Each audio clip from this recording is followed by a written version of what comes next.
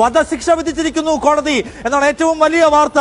ഷാരോൺ വധക്കേസിൽ ഗ്രീഷ്മയ്ക്ക് വധശിക്ഷ വിധിച്ചിരുന്നതാണ്. പറയൂ ഷിജോ, അതിന്റെ വിശദാംശം പറയൂ. നിഷാദ്, ഈ കേസിൽ ഏറ്റവും പ്രധാനപ്പെട്ട വിവരം, ഗ്രീഷ്മയ്ക്ക് വധശിക്ഷ നെയ്യാറ്റിൻകര അഡീഷണൽ സെഷൻസ് കോടതി വിധിച്ചിരിക്കുന്നു. 586 പേജുള്ള വിധിന്യായം വാദിച്ച ജഡ്ജി AM ബഷീർ ഒരു തരത്തിലും ഗ്രീഷ്മയ്ക്ക് ഇളവുകൾ നൽകാതെ ഗ്രീഷ്മയ്ക്ക് അർഹമായ ശിക്ഷ വധശിക്ഷയും 50-ന് 2 ലക്ഷം രൂപ പിഴയുമാണ് ഇപ്പോൾ നെയ്യാറ്റിൻകര അഡീഷണൽ സെഷൻസ് കോടതി വിധിച്ചിരിക്കുന്നത്.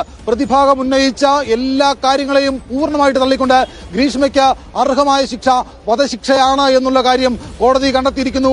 ഗ്രീഷ്മയ്ക്ക് വധശിക്ഷ വിധിച്ചിരിക്കുന്നു. 307 വധശ്രമത്തിനുള്ള കുറ്റം പോലീസ് ചുമത്തിയിട്ടില്ലെങ്കിൽ പോലും വധശിക്ഷ നൽകാതിരിക്കാനുള്ള സാധ്യതയില്ല എന്ന് പറഞ്ഞ കോടതി ഗ്രീഷ്മയ്ക്ക് അർഹമായത് വധശിക്ഷ തന്നെയാണ് എന്ന് കൃത്യമായിട്ട് കണ്ടെത്തി ഗ്രീഷ്മയ്ക്ക് വധശിക്ഷ നൽകുന്നു.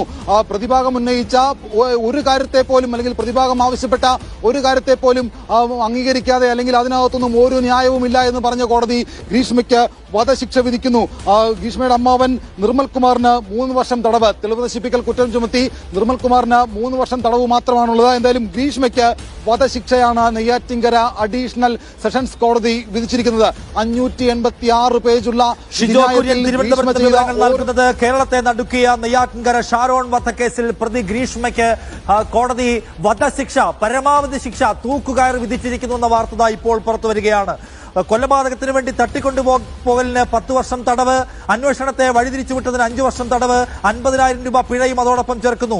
2 ലക്ഷം രൂപ ഈ ശിക്ഷയിൽ ആകെ അവർ ഒടുക്കണം. പോലീസ് അന്വേഷണത്തെ തെറ്റിദ്ധരിപ്പിക്കലിന് 2 വർഷം തടവ്, 3-ാം പ്രതി ആയ അമ്മാവന് തെളിവ് നശിപ്പിക്കലിന് 3 വർഷം തടവ്. നിർവികാരമായി വിധി കേൾക്കുന്നു ഗ്രീഷ്മ എന്നതാണ്. അവർ ഏതെങ്കിലും നിരക്കുള്ള ഭാവവ്യത്യാസമില്ലാതെ, ഏതെങ്കിലും നിരക്കുള്ള ഷോക്കിംഗ് അല്ലാതെ വിധി കേൾക്കൊണ്ടിരിക്കുന്നു. നിർവികാരമായി കോടതിയിൽ നിന്ന് വിധി കേൾക്കുകയാണ് ഗ്രീഷ്മ ചെയ്യുന്നത്. അവർ ഏതെങ്കിലും ഘട്ടത്തിൽ മനസ്താപത്തിന്റെയോ പശ്ചാത്താപത്തിന്റെയോ തിരുത്തലിന്റെയോ സൂചനകൾ കാണിച്ചിട്ടേയില്ല എന്ന് കോടതി എടുത്തു പറയുകയും ചെയ്യുന്നുണ്ട്. ഷാരോണിന്റെ അച്ഛനും അമ്മയും വിധി കേട്ട് പൊട്ടിക്കരഞ്ഞു എന്നാണ് നമ്മൾ കേൾക്കുന്ന കാര്യം. നിർവികാരമായാണ് ഗ്രീഷ്മ വിധി കേൾക്കുന്നത്. ഷാരോൺ എന്ന കാമുകനെ ഒഴിവാക്കുന്നതിനായി അയാളെ പരമാവധി ഒഴിവാക്കാൻ ശ്രമിച്ചു, നടന്നില്ല.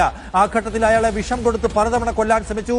ഒടുക്കം കഷായത്തിൽ വിഷം കലർത്തി കൊടുത്ത് 11 ദിവസം അയാളെ ആശുപത്രി ശയ്യയിലിട്ട് കൊന്നുകളഞ്ഞു എന്നതാണ് ഗ്രീഷ്മയ്ക്കെതിരായ കുറ്റം.